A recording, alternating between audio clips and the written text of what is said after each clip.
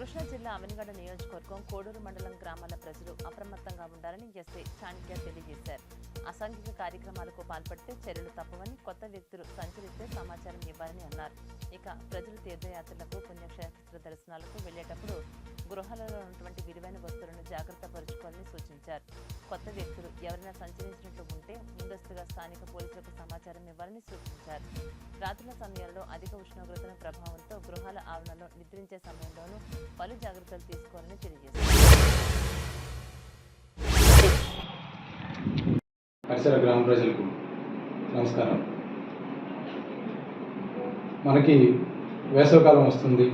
దీని సందర్భంగా మా గౌరవ ఎస్పీ గారు ఆర్ గంగాధర్ గారి ఆదేశాల మేరకు డిఎస్పీ గారు విద్యశ్రీ మేడం గారి పర్యవేక్షణలో మా అవనగడ్డ సిఐ వేసవికాలం వచ్చేసరికి తల్లిదండ్రులు వాళ్ళ యొక్క పిల్లల యొక్క పరీక్షలు పూర్తవడం, వాళ్ళ ఎగ్జామ్ రిజల్ట్ రావడం, ఈ సందర్భంగా దేవస్థానాలకి మొక్కులు కానివ్వండి, లేకపోతే తీర్థయాత్ర గ్రామాల్లో కానీ ఆ దేవాలయాలకు సంబంధించిన ధర్మకర్తలు కానీ ఆ కమిటీ మెంబర్లు కూడా మేము నోటీసులు సర్వ్ చేయడం వల్ల అన్ని చోట్ల కూడా మ్యాక్సిమం సీసీ కెమెరాలు ఏర్పాటు చేశారు.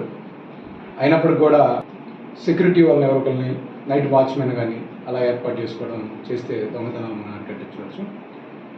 మీరు ఊరు వెళ్ళేటప్పుడు మాకు సమాచారం ఇవ్వడం వల్ల ఏమైందంటే మా యొక్క బీట్లు ఏవైతే ఉన్నాయో, నైట్ బీట్లు ఉన్నాయి,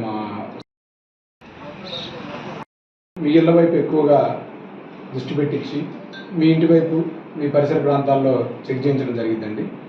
దీనివల్ల మీ తాళాలు వేసినప్పుడు కూడా ఇంట్లో ఉన్న ఆభరణాలకు కానీ లేకపోతే ఏమైనా వస్తువులకు కానీ ఇలాంటి దొంగతనాలు జరగడం ఆగుతుంది.